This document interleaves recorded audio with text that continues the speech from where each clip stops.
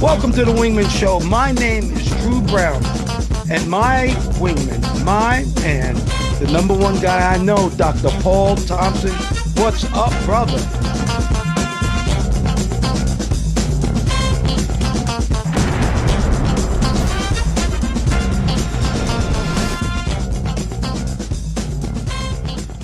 Welcome to the Wingman Show, where we're floating like butterflies and stinging like bees. Rumble, you two badass jet pilots, rumble. Welcome to the Wingman Show. My name is Commander Drew Brown. My wingman, my friend, the guy who watches my six, is Dr. Paul Thompson. Hello, Brother Paul. How are you? I'm very good, Mr. Drew. It's good to talk to you today. We're going to have a good show. I like your shirt. It's very, very colorful. Very colorful. It's because I'm sitting in front of that SR-71 Blackbird that I wanted to use last week when we did our Blackbird story, but we didn't get to do it then, so I'm doing it now. Let's start off with a quote, Dr. Paul. Nothing in this world can take the place of persistence. That's by Calvin Coolidge. Nothing in this world can take the place of persistence. And I find that extremely true. If you work hard at something and you keep working at it, you're usually going to get it, don't you think? Yeah. You got to do, at first you don't succeed, try again. I don't know who came up with that. Calvin Coolidge was a former president of the United States, for those who might be a little younger. Yeah, you've got to keep trying. You got to keep trying and not just give up the first time, especially if something's difficult. If it's hard, you know it's going to be hard, or you find it hard. Don't just stop because it's difficult. Everything can't be easy. The truth is, good things don't come easy. If you don't work for it, it's usually not worth it. Dr. Paul, you know the name of our show today is How to Be a Badass Top Gun Navy Jet Attack Pilot. And the reason we're doing that is because you and I, Dr. Paul, are going to talk about something that you reminded me of. We were like astronauts when we first went to the ship. We had no idea what was going on. And the first time we landed an airplane on an aircraft carrier was an experience of a lifetime. Paul, you want to start off with this? I felt like, kind of like I was going into space. Most of my training up until that point had been in preparation of actually landing on a ship, even when you were a long way from the ship. Because you weren't near the beach or anything. Your base was in the middle of nowhere, right? That's right. We were in the middle of nowhere. There's no water. Where I was, there was water, in the Gulf of Mexico, but we didn't really operate over there. So when we finally went, it was like, wow, you're in the Navy, you're over water, you're over real water, but I'm used to just flying over, dirt, and it gives you a different perspective. What were your feelings when you were headed out to the ship, or when you were getting the brief? Tell them about the brief. I guess I was in a daze, to be honest with you. You know, we had FCLPs, which are field carrier landing practice, and Navy jets always land on this thing called the meatball. We have practiced this landing hundreds and hundreds and hundreds of times. But when that first brief came and we were actually going to go out to sea and see an aircraft carrier, and I think it's it is the first time I ever seen an aircraft carrier. And the first time I ever saw one, they all say it looked like a postage stamp. It looked smaller than a postage stamp. Yeah. But we were getting ready to do this, and I feel like I was trained, and it was nerve-wracking, but it was exciting as hell. It was like going to space, Paul. Yeah. When they say they're right, when they say it's the size of a postage stamp, it's smaller than a postage stamp. When you're not very high up, because that was a little ship. But I just remember sitting there and listening. The brief is like 2 hours, what you're going to do, and your mind's kind of all over the place. It's a foreign experience. I guess it would have helped to have had like some kind of a simulator or a game or something visual. There was nothing visual, just old footage from accidents. They showed you an accident. They showed you airplanes crashing and flames and stuff like that, what not to do. And it looked like something from a King Kong movie of 1931. Not the greatest quality. but there was really No. nothing to look at. So you were basically depending on what your instructors told you to do and what everyone had been telling you to do up until that point. But you really, in some ways, you had a lot of preparation, but you had no preparation. You had no visual preparation for what you're going to see. It's kind of like being on Star Trek and being beamed down to a planet, which might be a hostile planet, but you got to deal with it. But you're with a bunch of other people who are in the same adventure because no one has actually seen anything.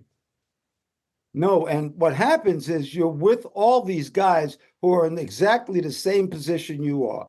We're Yeah. flying T2 Buckeyes and we're by ourselves and we go out in formation. Do you remember when you flew out to the ship the first time? Yeah, yeah. You're with a group of other people. Everybody's in their own airplane. So we flew out in a formation of four. It took a while to get to the ship. And it was just a trip because you're flying formation and you're just, I guess your mind is somewhere else, but you know that this is it. This is what you've trained for. What happened the first time you saw that ship? First time I saw the ship, I remember we kind of flew over, we broke up, and the airplanes fly together, and they separate because you got to do everything one at a time. And your assignment is basically to fly in the carrier pattern and to do, as I recall, I think there was a couple of touch and goes. The hook was up, and we did everything normally. But what's strange to me is when I made the turn, is what I was looking for. I was looking for the landing area, but it was like 30 degrees farther off than I thought it would be. When you're at the back of the ship, you're not necessarily lined up with the landing area. So it's a really was a strange sight picture the first time or first few times. And you know what they say, Paul? They said they took heart readings from Navy pilots and that your heart is beating faster coming aboard the ship than it was in battle, and actually real battle, dropping bombs, shooting rockets. It was actually your heart actually beat faster when you were coming aboard a ship. I That's remember this, Paul. So we came in and we broke over the ship. This is my story. I'm not kidding. I'm from Harlem, and this is what happened. We broke over the ship. We put our flaps down. We put our gear down. We put everything down. And here I come, ready to land on the ship.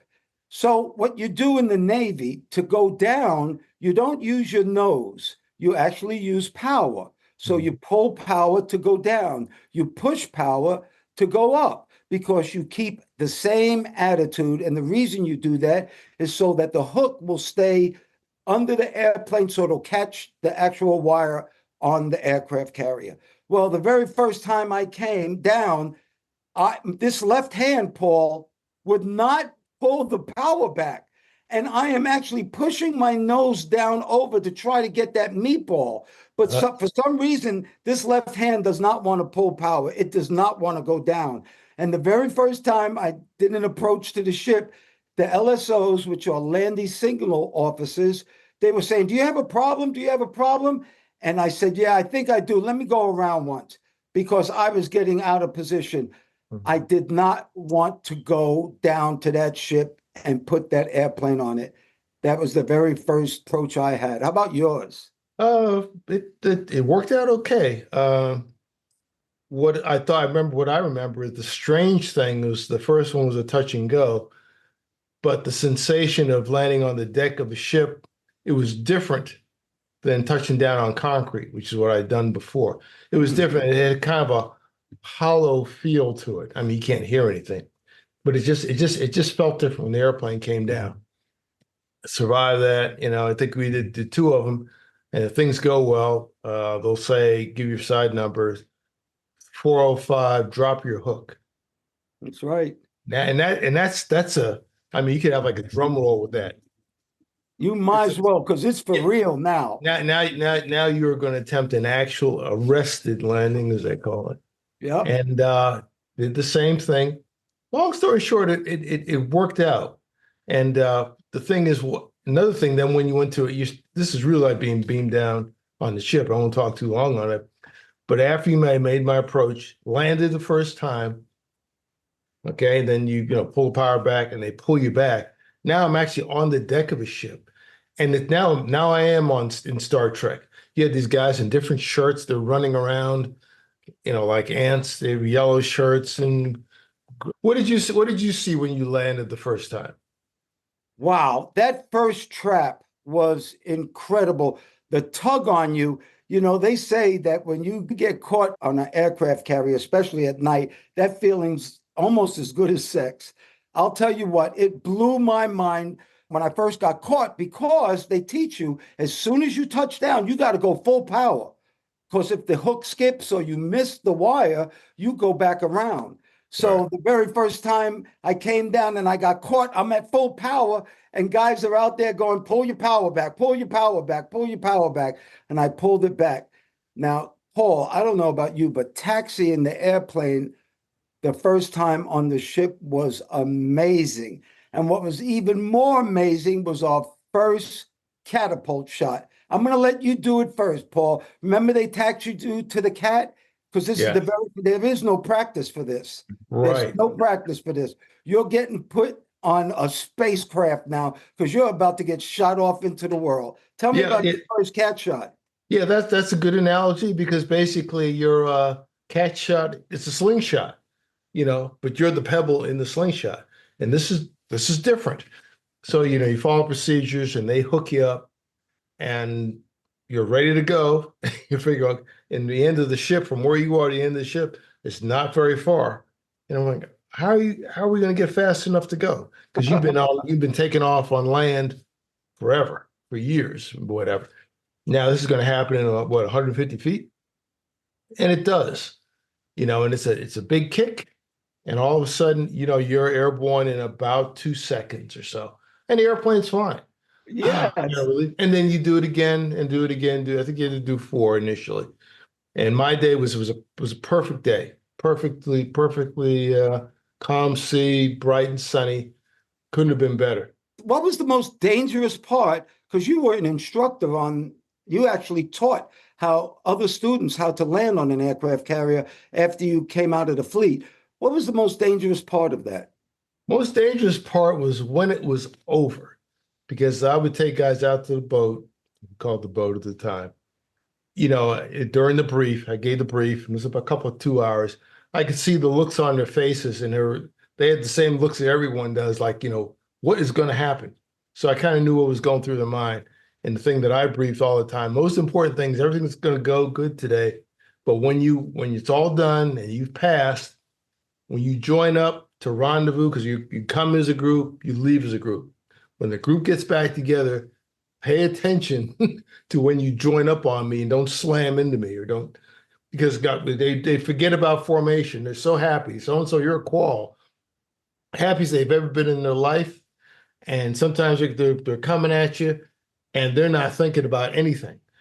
They're coming at a missile. So to keep the problem going, I say, like, I would talk to them. I said, slow down, watch out. I did that a couple of times. That was a brief item because everybody's so happy, so overjoyed that sometimes your basic flight discipline might take a vacation for a few minutes. And the most dangerous part was the rendezvous afterwards, not the carrier. That's my experience. Well, when my first trip out to the boat, I actually got it down. I didn't make it. And they didn't tell me I was qualified. So I had to fly all the way back wondering if I made it. I made all my traps. I did all my touch and goes, but I think that very first one was not very safe. No, it was safe, but I don't think they liked it at all. And so I had to go back and do it again. And the good part about doing something again, it was so much better when I knew what that ship looked like, when I knew what to expect, when I got that cat shot. That was a kick in the ass. This Tesla that I want to buy this Cybertruck, and they say it goes from 0 to 60 in 2.4 seconds. Well, we went from 0 to 130 in 2.2 seconds. So Yes. that was a kick in the ass. And you know what, Paul? We'll wait for another show and we'll talk about our first night carrier landings. Okay. All right, let's go with some good news here. Do you believe that there's a northern city in Japan that just passed a law that you have to smile at least once a day? Once a day, you must smile. It's a law that they just put out. And the reason they put out this law is, let me explain this to you. Laughter boosts immunity and lowers stress, which makes people less prone to illness and more capable of overcoming obstacles. In addition, laughing actually activates organs, produces endorphins, lowers stress hormones, relieves pain, and burns calories. But the best thing about laughter, I think it's the cure for everything because it makes you feel good. And that's where those endorphins come in. So once a day, you must laugh. Then they have a day of the week that's a laughing day. And then once a year on 8/8, uh, that's the date, 8/8. And that's because in Japanese, they say it sounds like a laugh. It's a laughing day a year. Paul, tell me about you laughing and what happens if you don't laugh. Well, you don't laugh that you're missing out on a lot of life. Can't just be angry and intense all the time. Yeah, it's a law to laugh. Suppose you break the law, what do they do? Well, actually, they don't do anything. And the big reason that they want to do this is it is studied. They did a study of 18,000 people, and it showed that cardiovascular disease went way down with people who laughed. How about that? That's good. That's great. That's great. Northern Japan, it's not heavily populated, but that's a good thing where people can take it easy. If you look at a lot of tropical areas where folks move at kind of a slower pace, they take things easier. They look healthy, they look healthier, and they usually are healthier. And they tend to laugh more. They tend to be more relaxed, more pleasurable. You've seen that in the Caribbean, I've seen that in South America, I've seen that in Africa, where I've been. And it helps you. So yeah, laugh, see some good things in life. Doesn't have to be at someone's expense, but a good joke every once in a while is worth passing on. You know something I just thought about, Paul? I love telling jokes. And just as good as laughing is making other people laugh. I feel so good when I make other people laugh. When I was public speaking and the crowd started laughing at me, my daughter would always say, "Stop laughing at him because he won't stop. This will be an HBO special." That's right. That's true. He won't stop. I can attest to You that. can attest to that. I can attest to that. Your Well, daughter's guess what right. else? Mr. Beast, we did him last show.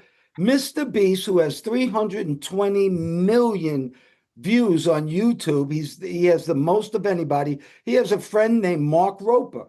Well, him and Mark, believe it or not, got together and they wanted to clean up the ocean. I'm going to actually read something to you. Fundraising, volunteering, awareness raising, and various forms of digital content like videos and video games from over 200 countries and territories all work together on the internet to help Team C's website. And that's the website. For every dollar that you donated, they took a pound of garbage out of the ocean. And you know what, Paul? They actually had 40,000 social channels working this. And they just took off 34 million pounds of garbage out of the ocean. They raised $34 million, and for every dollar was a pound. How about that one? That's tremendous. You know, polluting the world's oceans is more of a crisis for the whole planet. The fact that he's able to do that. He does a lot of stuff. Last time we were talking about the homes he built for essentially homeless people throughout the Caribbean and South America and Mexico. I guess he likes these challenges. Like I said, I used to hear about Mr. Beast. I guess he's the number one YouTuber and a big time internet marketer. All these folks who talk about Mr. Beast this, Mr. Beast that. And, Oh, you know what else he did? I just saw this. He did $1 million challenge. He put $1 million cash in a circle of people around it, and the last one to leave the circle kept that $1 million. the last And one, they what, videoed they it. got like they got to fight each other? How do they No, mean the last no, one? it's just when you couldn't make when you had to go to the bathroom, when you had to get up, you Oh, had to really? leave at a certain point. The last one who did it got the $1 million. Well, that is Mr. Beast for you. And Mr. Beast, thank you for helping all these people with your notoriety. Because that's something good. When somebody has something and they help others, we love that here. All right, Yeah. check out these badass jets we got. I have the SR-71 Blackbird, and Paul has an F-16, an Air Force F-16. You want to say anything about that F-16? It's just a one of the Thunderbirds. I saw this photo. I thought it was nice. They don't It's a pretty normally picture. have that color scheme, but yeah, one of the Thunderbirds at a show. And you look good right in front of it too, Dr. Paul. Well, All thank right, you. everybody. Thank you so much for all of your views on YouTube. Thank you for listening to us on Apple Podcasts, watching us on TikTok and Instagram. Thank you so, so much, all of our viewers out there. And we have a newsletter. You can get it on our website, wingmanshow.com. That's wingmanshow.com. And our newsletter this week is So You Want to Fly? How to Become a Pilot. You want to do what Dr. Paul and I do? You want to go out to the carrier one day? Well, read this newsletter and that'll start you off. And on our newsletter, you can ask us a question, any question you want. And I have a question for us this week.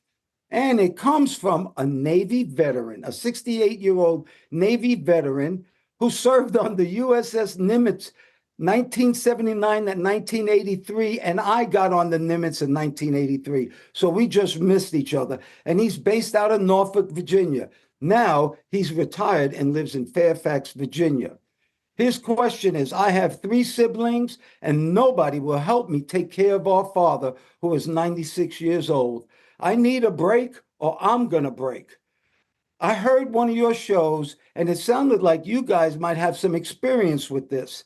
Can you help me out? And you two wingmen keep floating and keep stinging. I love it, Paul. Why don't you go with this? Because you did take care of your mom in the house, and that was a wonderful thing.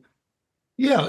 She lived with us for almost 5 years, and I guess I was in a better situation than this gentleman. She wasn't quite as old, and she was mobile the entire time, except when she, finally got sick. I mean, really towards the end. So that's a blessing too, to be moving. So in terms of that kind of care, she didn't really require that level of care. I see where you're coming from, although with my wife's family, it was a little different situation, and we were in that situation. So you've got 3 other siblings, and they're not doing anything. Again, I was an only child, so I can't relate to that aspect of it. But I've heard other folks say that, and I even know of cases where you've got multiple siblings. Sometimes they help, sometimes they don't. There's usually one that picks up the mantle that does everything. Sounds like you need a break from your sincere question, as I put out a couple weeks ago. I just made this up, but who cares for the caregiver when the caregiver is the one that really needs the care? So Yeah. that's you do need a break. So I knew the question was coming up, so I did a little researching. You're in Fairfax, and maybe we can put it up, but there are several like online resources you can look at. We can maybe we can put up the web address and we stick something in the newsletter. What do you think he should say to his siblings? What do you think he should do? Because I agree with you. He needs help. And those online websites that we'll give will help him. But what should he say to his siblings? And you got to know, maybe his siblings are old and can't take care of themselves. That could be. Well, if there are 4 of them, one thing they can do is they could chip in financially, because I bet these things are not totally free. So, you can divide it by 4 and basically, hey, I need some money. This is what we need to do for dad. And, here's what you need to contribute. Period. End of story. See how it goes. And use some of those online resources. There are a bunch of them in the Fairfax area. What's your experience with that, Drew? Well, my wife, Katrina, has an 89-year-old mother right now, and we put her in a retirement home, well, with nursing care. It depends on the type of parent you have also. If they're very easy to get along with and there's no mental dementia or all that, that makes it a lot easier. We have a friend who has a 97-year-old mother, and she is perfect. I mean, she can talk, she can do everything. She needs a little help physically, but she's really easy to take care of. On the other hand, Katrina's mom is not so easy to take care of. Physical problems. So we had to put her in a retirement place right around us. We brought her here and we put her in a retirement place and we go see her as much as possible. And Katrina spends a lot of time with her. But I will tell you this. I'm going to tell you that, Paul, by you taking care of your mom, you will get paid back a lot. And for this gentleman here, don't worry. Do what's right. Do what you're supposed to do, not what you want to do, until what you're supposed to do becomes what you want to do, and then do what you want to do. Keep taking care of your dad, and maybe the big guy upstairs will take care of you. A Wingman PSA. From the 11 facts in life, under fact number 10, if you can't help change your friends, then change your friends. Once again, if you can't help change your friends, then change your friends. Paul, the first time I came up with that saying, well, I actually didn't come up with it, but I used it a lot. I actually said, if you can't change your friends, change your friends. And then somebody really told me something, and I won't forget it. You can't change anybody. You can give them suggestions. And that's why I said, if you can't help change your friends, change your friends. Right. Dr. Paul, you know, the name of this show is The Wingman Show. And that's because we have a wingman every week. And I think you have a great wing person this week. Why don't you tell us about him? Yes, well, Commander Drew, this week's wingman is a lady named Emma Patterson. She's 88 years old. And she's not in a nursing home, and she doesn't really need care. She's actually the caregiver. Miss Patterson has been recognized by the government officials of Montgomery County, Maryland, for her selfless service in fostering 40 children over her life. She got into the foster care system actually after being divorced herself. She had two children, at least two children, and they would bring kids home who needed help, and she helped them. And one thing led to another, and all of a sudden she's helping babies, infants. Oftentimes they're born to drug-addicted parents and can't go home with those drug-addicted parents, and she would take care of them. Well, apparently this went on for a long time, because there's some pictures, and we'll show them, of some of these kids who were not kids anymore. Sometimes they would stay for a while. Other times they'd stay from infants to adulthood. They'd be living with her. And if you see the pictures of them, you'll see genuine happiness. You wouldn't say these are foster kids or kids who have been abused or mistreated, but they look like just happy people. So she must be a wonderful person. She's still upright, and she has contributed to her community. She made a comment, Paul. I'm very proud of all these children, you know, because they just all turned out to be wonderful human beings. And you remember, Paul, I said God will take care of you because you took care of your mom. Well, imagine what God's going to do for this woman. Yes. She raised 40 children that were not her own. And what she gave them, and what I believe she gave them to make them these wonderful people, she gave them love. And I think that's what you really need to give a child. You need to give a child love, and you need to let them know that they can be anything they want to be, and you are supportive of them.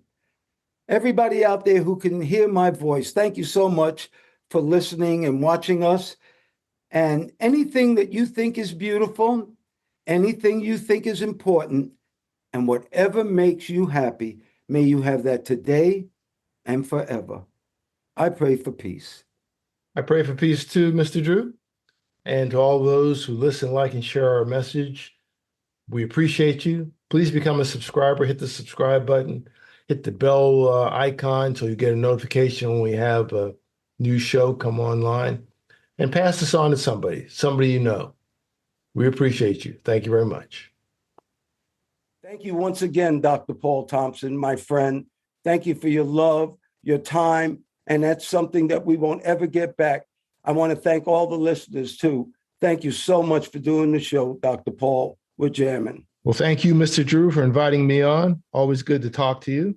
And ladies and gentlemen, please remember to like, share, and subscribe to this podcast or any of the podcasts. If you're looking at YouTube, they say smash the like button. Don't smash it. Just press it gently and refer to use as a link to all your friends.